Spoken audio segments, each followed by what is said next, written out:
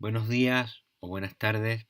y gracias por atender a esta comunicación presentada al primer Congreso Iberoamericano de Memorias del Agua, donde trataremos de dar, acaso de manera esquemática, tanto en sus contenidos como en su bibliografía, algunas de las características generales de la particular relación que establecen el agua y la luz en la configuración del locus amoenus en la Carta para Arias Montano de Francisco de Aldana, uno de los textos más importantes e interesantes de la poesía española del siglo XVI. El 7 de septiembre de 1577, un año antes de su muerte en la batalla de Alcazarquivir, Francisco de Aldana fecha en Madrid el que se ha considerado uno de sus más importantes poemas, la Carta para Arias Montano sobre la contemplación de Dios y los requisitos de ella. Algunos lo han calificado de testamento espiritual, otros le han dado lugar privilegiado dentro de su producción poética e incluso se ha considerado como el punto culminante de una evolución lírica que habría empezado en la Italia de su juventud, llena de paganismo y una sensualidad que se habría manifestado en sus primeras composiciones, continuando con una serie de poemas de temática propia de su oficio militar y que terminaría con un desengaño del mundo de un carácter profundamente metafísico cercano a los terrenos de la mística. No obstante, contra esta concepción lineal y casi teleológica, cabría destacar la posición del profesor Miguel Ángel García, quien rechaza la lectura del poema como la culminación de un proceso cronológico y vital, para entenderlo como producto de una de las tres poéticas que conviven en Aldana, la animista amorosa, la organicista y la del, cito, Aldana animista religioso del retiro del mundo y del salto del alma a Dios, más cercana a los presupuestos del neoplatonismo renacentista. Francisco de Aldana, decíamos, dedica este poema en forma de epístola a Benito Arias Montano, capellán real, bibliotecario del Escorial bajo la protección de Felipe II, y en palabras de Menéndez Pelayo, colosal figura en aquel siglo de gigantes. Aldana habría conocido a Arias Montano durante su estancia flamenca y sería allí, en los Países Bajos, donde a su vez Arias Montano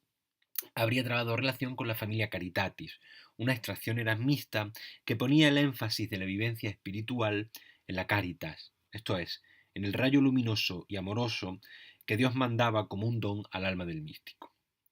Un año antes de la fecha definitiva del poema, en un memorial fechado el 15 de septiembre de 1576, Aldana solicitó a Felipe II que le concediera pasar a la mota de San Sebastián, fortaleza situada junto al monte Urgul de la ciudad donostierra, cito al propio Aldana, no con fin de retirarse de las ocasiones, mas para tener de donde salga a ellas, empleando los años que le queden de vida, como los pasados, en servicio de su rey y señor. La referencia vital y geográfica no es baladí, porque la carta Arias Montano va a tener mucho que ver con el escenario en el cual se desarrolla el poema. Dice Aldana en la misma carta que pretende torcer de la común carrera que sigue el vulgo y caminar derecho, jornada de mi patria verdadera, entrarme en el secreto de mi pecho y platicar en él mi interior hombre, dó va, dó está, si vive o qué se ha hecho. Algo que quiere realizar en amistad junto a Benito Arias Montano en un paisaje muy cercano o muy parecido al de esta imagen. Quiero también, Montano, entre otras cosas, no lejos descubrir de nuestro nido el alto mar con ondas bulliciosas. Un ideal que ha hecho que la composición se considere, en palabras de Elías Rivers, como una epístola horaciana a lo divino. El retiro en amistad a la naturaleza tiene que ver con la posibilidad de encontrar en ella la pureza y la verdad de Dios, de cumplir allí, pensemos en la vida retirada de Fray Luis de León, con los mismos requisitos para la contemplación de Dios de los cuales Aldana se ocupa en su carta. Lo interesante del poema es que hay varios pasajes que enlazan con la temática del agua que nos convoca a este congreso. La contemplación de la divinidad llevaría a la unión con la misma, una vez superado el proceso, llamémoslo así con toda la reserva, ascético. Una unión, una confusión con lo absoluto, de raíz eminentemente neoplatónica, agustiniana, como bien ha explicado el profesor Juan Carlos Rodríguez, que supone un abismarse en la divinidad. El alma no se aniquila en la unión con Dios, no queda destruida, sino que se anega en su absoluto gracias al don de la caritas otorgado por Dios. Pues bien, para ilustrarlo, Aldana recurre a la siguiente imagen. Puede del sol, pequeña fuerza ardiente, desde la tierra alzar graves vapores a la región del aire allá eminente. y tantos celestiales protectores para subir a Dios alma sencilla vendrán a ejecutar fuerzas menores? Fijémonos en cómo Aldana recurre a una metáfora que tiene que ver con el agua, en tanto que identifica el amor de Dios con el rayo luminoso del sol, absolutamente neoplatónico y propio de la tradición mística, del sol digo, que consigue evaporar el charco de agua para que ésta se una con el cielo. Lo mismo que debe sucederle al alma de aquel que reciba el místico don de la divinidad. Hay otro momento en que Aldana necesita explicar el absoluto en que el alma se anega cuando se une con la divinidad. Y lo hace recurriendo a la imagen del pez que queda sepultado en la inmensidad del océano. De nuevo el agua. Ojos, oídos, pies, manos y boca, hablando, obrando, andando, oyendo y viendo, serán del mar de Dios cubierta roca. Cual pece dentro el vaso alto, estupendo, del océano irá su pensamiento, desde Dios para Dios, yendo y viniendo. La descripción del locus amoenus que Aldana hace del retiro con Arias Montano también va a tener presente al agua como símbolo, solo que no va a aparecer sola. Junto a ella, la luz va a ser protagonista del escenario natural del retiro. Un telón de fondo marino en el que todo brilla, en el que todo resplandece. Y no es casualidad. Ya Marsilio Ficino, en el de Lumine, dejó escrito que la luz era vínculo del mundo, nudo por el que todo ontológica y físicamente pasaba, y que todo lo unía en el universo para conseguir su armonía. Baste pensar en la luz no usada que en la oda de Fray Luis a Francisco de Salinas aparece justo cuando la música del maestro concuerda con la de las esferas,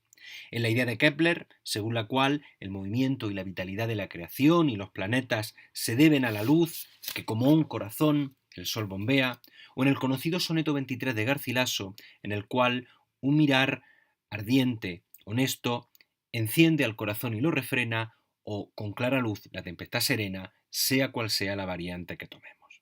Lógicamente, si el retiro a la naturaleza supone en la eglógica renacentista una conexión del poeta con el alma del mundo, un resonar cordial con la naturaleza, no podrá faltar aquí el elemento que para el neoplatonismo mejor manifiesta la armonía del universo, con la particularidad de que en este texto la unión de la luz con el agua contribuye aún más a mostrar una imagen pura de la naturaleza. En la carta a Arias Montano, por tanto, la descripción del paisaje marino no es sólo un virtuoso ejercicio técnico del propio Aldana, a partir del cual vemos la riqueza de matices cromáticos desplegarse, sino que nos presenta una naturaleza tan brillante, tan luminosa, que no hace sino reflejar la pureza del alma del mundo, con la cual el alma del poeta quiere confundirse junto al amigo. Así, por ejemplo, las conchas y la fauna marina en las que tan interesado está Arias Montano, en su faceta de naturalista, resplandecen con fuerza. Verás, por las marítimas orillas, la espumosa resaca entre la arena, bruñir mil blancas conchas y lucillas, en quien hiriendo el sol con luz serena, echan de sí como nuevos resoles, do el rayo visual su curso enfrena. El brillo de las caracolas se mezcla con el del arco iris, difundiendo unos y otras sus colores, merced a la unión de color y difusión de la luz. Los unos del color de los corales, los otros de la luz que el sol represa en los pintados arcos celestiales, de varia operación, de varia empresa, despidiendo de sí como centellas en rica mezcla de oro y de turquesa. Todo tiene una absoluta luminosidad a través de cuya brillante paleta de colores la naturaleza manifiesta su perfección y plenitud, la pureza de la que quiere participar el poeta en el retiro. El nácar, el almeja y la purpúrea venérea, con matices luminosos que acá y allá del mar siguen la furia. En un momento determinado Aldana comenta a su amigo que podrán ver los marinos riscos cavernosos, por alto y bajo en varias formas abiertos, do encuentran mil embates espumosos, los peces sacudir por sus inciertos caminos con agalla purpurina de escamoso cristal, todos cubiertos. La naturaleza a la que se quiere retirar Aldana en compañía de Arias Montano adquiere tal grado de dignificación gracias a la luz que incluso las escamas de los peces, pura materia y no de la más noble, por cierto, se vuelven de cristal purísimo, como cristal era, conviene recordarlo, el cuerpo puro de la hija del marqués de Alcañices en el famoso poema que dedica Fray Luis al nacimiento de la niña.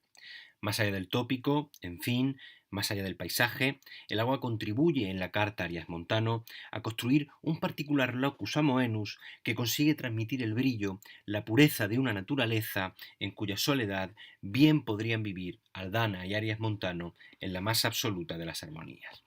Hasta aquí esta comunicación y si alguien tiene alguna pregunta, quedo por supuesto a su disposición en el foro del Congreso o en mi dirección de correo electrónico. Muchas gracias.